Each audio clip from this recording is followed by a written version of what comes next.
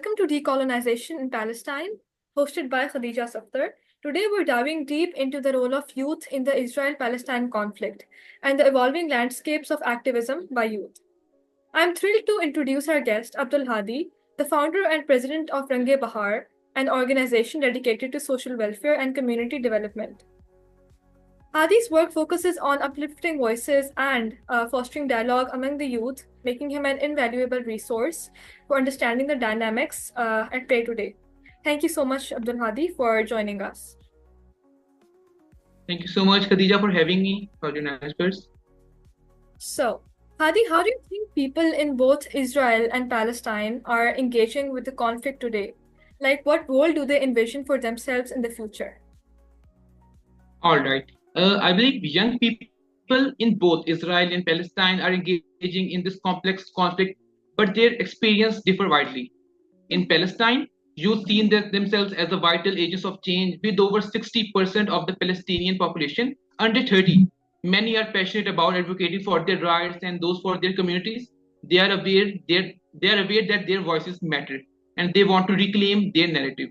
On the Israel side, some young people are beginning to question their government's action and advocate for peace. They are participating in protests against military actions in Gaza, recognizing that the future will require dialogue and understanding.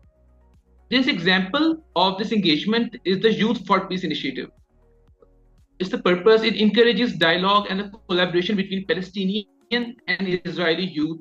These young people understand that the future of their region depends on mutual respect and cooperation. All right.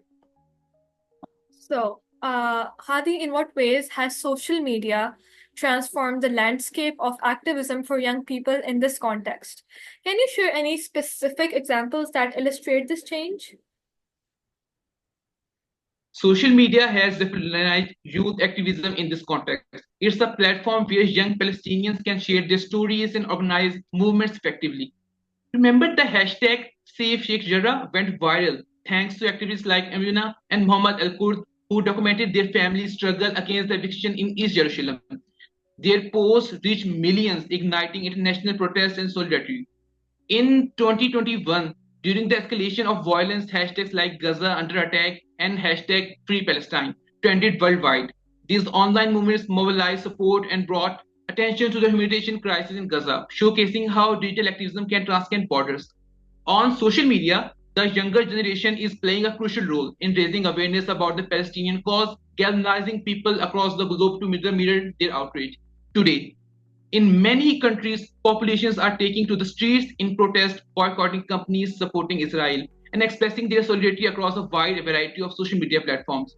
Videos advocating for Palestinian rights appear in dozens of languages, reaching millions. Weeks after the aggression, hashtags like Free Palestine had billions of views on TikTok. Special thing, leading the US to pressure Meta to ban influential accounts supporting the Palestinian cause. According to 2022 survey, about 70% of young Palestinians use social media for activism, providing its effectiveness in uniting voices and creating global awareness. Hadi, how do issues like gender, race, and socio-economic position influence the activism of youth?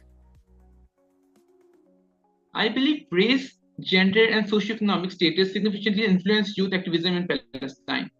For instance, young women are playing a crucial role in the activism landscape. Activists like Sahar Francis, who leads Adamit, highlight how gender intersects with the issues of occupation and injustice. Women often face unique challenges, including gender-based violence, which compounds the effect of the occupation. Socioeconomic factors are also critical in areas like Gaza, where the unemployment rate exceeds 60%. Economic hardships drive youth to engage in activism. They seek better opportunities, and political change is essential for these futures. Many women in Gaza have had no option but to undergo traumatizing childbirths without any anesthesia. When the Israeli military knocks out power to medical facilities, doctors have only their phone flashlights to perform operations. Hospital grounds themselves have been the target of heavy shelling. These conditions have exponentially raised the risk of miscarriages and premature birth, as a pregnant woman are subjected to intense stress, shock, and fear. Many newborn have died in early postnatal period due to lack of fuel and electricity needed to sustain their incubators. The blockade has left women with insufficient water to properly clean their bodies after childbirth, and some are forced to resort to control postmortem bleeding. And throughout Gaza, widespread hunger has made it impossible for mothers to produce milk or breastfeed. There's a woman, can't remember her name. I think Tagreed described her harrowing experience giving birth at this situation. I want to read his, what did she say? Let me open it. I gave birth via cesarean. After 3 days, while I still had stitches, we were forced to flee Jabalia refuge camp, and she, the baby girl, was not doing well. No diapers, no milk. We had nothing. Since we came here, she had endured the flu, a cold, and lots of coughing. If you need vapor therapy, you find none. Medicines are not available. Her mouth is infected. Even cloths are not available. We scratch to find out what we need from here and there, but it is not warm enough for her. That's terrible. Yeah. So, Hadi, what grassroots initiatives led by youth have, you seen that are making an impact on the ground? Like, how do these initiatives differ from the traditional forms of activism? I believe grassroots initiatives led by youth are making a remarkable impact on the ground. One inspiring example is Palestinian youth movement, which focuses on cultural, political education while promoting grassroots organizing. The Palestinian Youth Movement (PYM) is a pro-Palestinian, anti-Zionist, socialist, and anti-imperialist organization with chapters across North America and Europe. The group has participated in political actions with the Party for Socialism and PSL, a communist party in the United States, and the Answer Coalition. It is mainly composed of Palestinian and among Arab young people. These initiatives differ from traditional activism by prioritizing community involvement. There are also some named We Are Not Numbers, WANN, is a youth-led Palestinian non-profit project in the Gaza Strip. It tells the stories behind the numbers of Palestinians in the news and advocates for their human rights. This project allows young writers from Gaza to share their stories, emphasizing personal experiences rather than political rhetoric. This approach humanizes the conflict and fosters sympathy. I believe another great example is the Right to Movement. It's an initiative which organizes marathons, bike rides from Gaza to the West Bank. This symbolizes the desire for freedom of movement and connection between the separated communities using creativity to promote activism.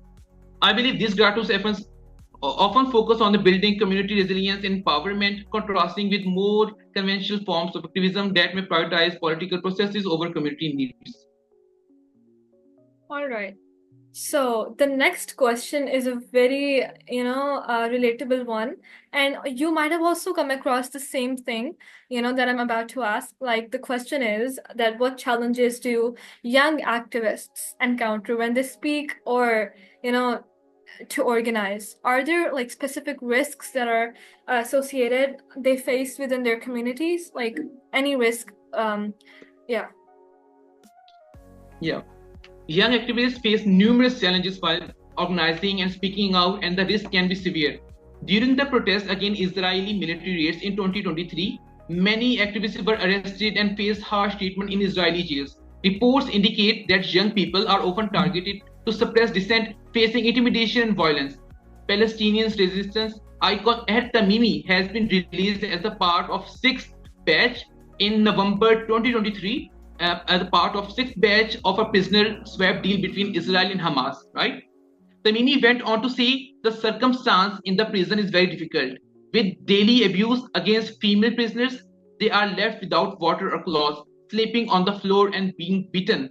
The Israeli authorities threatened me with targeting my father if I spoke about anything that happens in prison.